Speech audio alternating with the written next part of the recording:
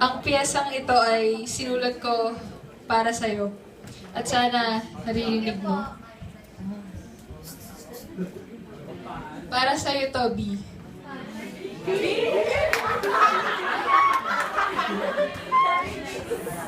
Daw sa atin mga bagot siya. Nakatayo ako sa inyong harapan dahil sa isang pangakong aking binitiwan.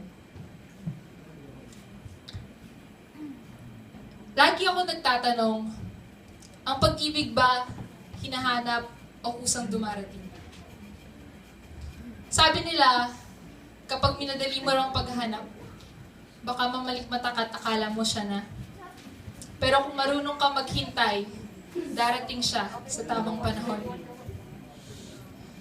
Tapos na naman ang buwan ni Cupido. Tapos na nga ba? Hindi ko man lang kasi namalayan. Maswerte ka kung natamaan ka ng pana nito. Pero ingat ka, dahil baka ang panang akala mong para sa'yo, dadapisan ka lang pala't nakalaan para sa isang tao. Ang labo ng tadhana, isang malaking misteryo ang ating pagkikita. Sa gitna ng oras ng kaguluhan at kapariwaraan, saka ka naman sa akin dinaan. Hi! Buboy nga pala, ang unang mong turan. Hindi ako makapagsalita nun sa sobrang mong kagwapuhan. Dumaan ang araw, buwan at taon.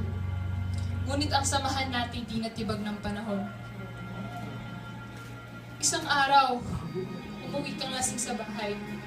Ang sabi ko, huwag kang maingay, baka magising si inay. Binatong mga bote ng alak at ito'y nabasag. Alam mo, hindi ko naramdaman ang sakit nung matamaan ako ng bubog. Pero naramdaman ko ang hapdi ng mga luha ko'y nahulog.